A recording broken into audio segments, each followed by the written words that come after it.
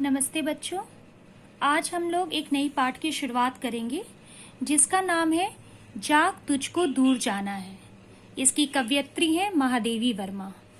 महादेवी वर्मा ने इस कविता में मन को प्रोत्साहित किया है और आगे बढ़ने की ओर जागृत करते हुए समझाना चाहा है। पहला पद देखिए। चीर सजग आंखें उन्नीदी, आज कैसा व्यस्त बना। बाना का अर्थ होता है वेशभूषा, उन्नीदी का अर्थ होता है नींद से भरा हुआ, और सजग मतलब हमेशा सावधान रहना चाहिए।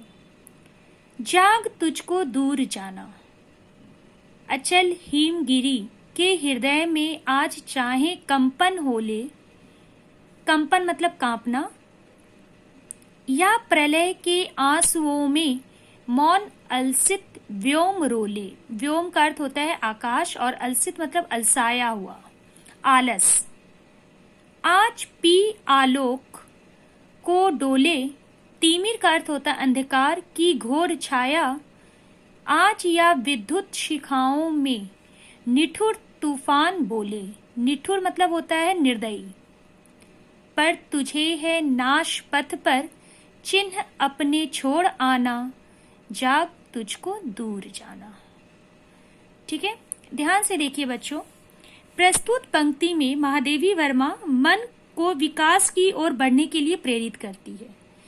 मन ही एक हमारा ऐसा होता है बच्चों कि हम मन में जो सोच लेते हैं वो काम हम कर लेते हैं, पर कभी कभी ऐसा होता है कि हम सोचते हैं कि मुझे ये करना है, पर आलस के कारण, संसारिक मोह माया के कारण हम उस काम को नहीं करना चाहते हैं, या थोड़ी सी भी बाधाएं आ जाए, रुकावटें आ जाए तो हमें लगता है कि हम इस काम को नहीं कर पाएंगे। इन सब को छोड़कर अपने मंजिल तक पहुंचने की प्रेरणा महादेवी वर्मा ने इस कविता के माध्यम से दी है। महादेवी वर्मा ने कहा है, फिर से ध्यान दीजिए। चीर सजग आंखें उन्नीदी, आज कैसा व्यस्त बाना। जाग तुझको दूर जाना। प्रस्तुत पंक्ति में कवयित्री मन को विकास की ओर बढ़ाने के लिए प्रेरित करती है। वे कहती है कि तुझे सदैव हमेशा जागरूक रहना चाहिए।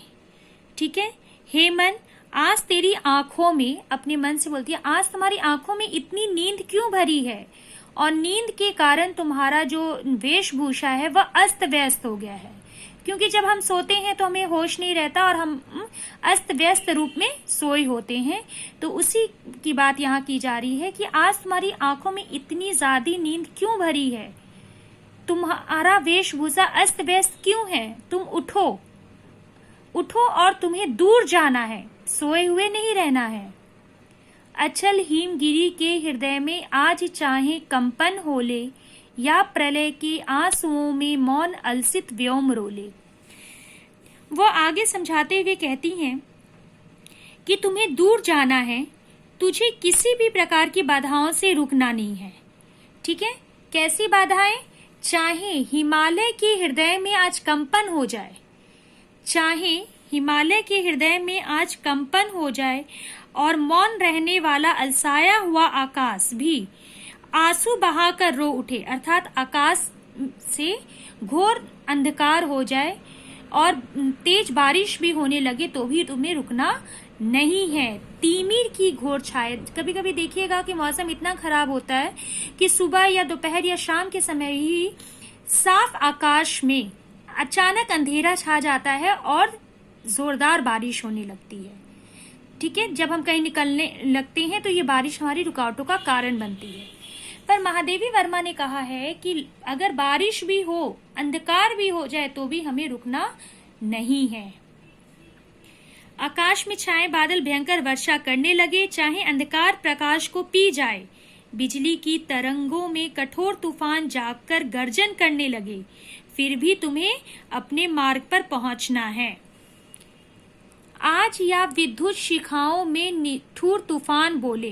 जब देखिएगा रहरे की जो गर्जन होती है ना, यहाँ उस गर्जन की बात की जा रही है कि बिजली की तरंगों में कठोर तूफान जाकर गर्जन भी करने लगे तो भी तुम्हें इस विनाश के मार्ग पर अपने निर्माण के चिन्ह छोड़ कर आना है। पर तुझे है नाश पथ पर चिन्ह अपने छोड़ आना, अर्थात तुझे इन सभी कहने का मतलब है इन सभी बाधाओं से। कैसी बाधाएं? हिमालय में कंपन होने लगे, ठीक है, और आकाश अलसाया हुआ आकाश में बारिश होने लगे, आकाश में अंधेरा छा जाए, जोर जोर से बिजली चमकने लगे, फिर भी तुमको अपने मार्ग में आगे बढ़ना है और अपना पद चिन्ह अर्थात अपनी निशान छोड़कर आना है, दूसरों के लिए मार्गदर्शन बन के आना है, प्रेरणा का स्रोत बनकर आना है, पर अपने लक्ष्य तक पहुंचना है, उसे छोड़ना नहीं है। तुझे इन सभी बाधाओं को हटाकर प्रगति पथ पर आगे बढ़ना होगा। प्रगति मतलब तरक्की की ओर। अतः हे रागीर, तू सावधान हो जा, तुझे अभी बहुत दूर जाना है, पर तुझे है नाश पथ पर चिन्ह अपने छोड़ आना। ठीक है बच्चों, यहाँ प्रोत्साहना की बात की जा रही है। पहली पंक्ति खत्म होती है।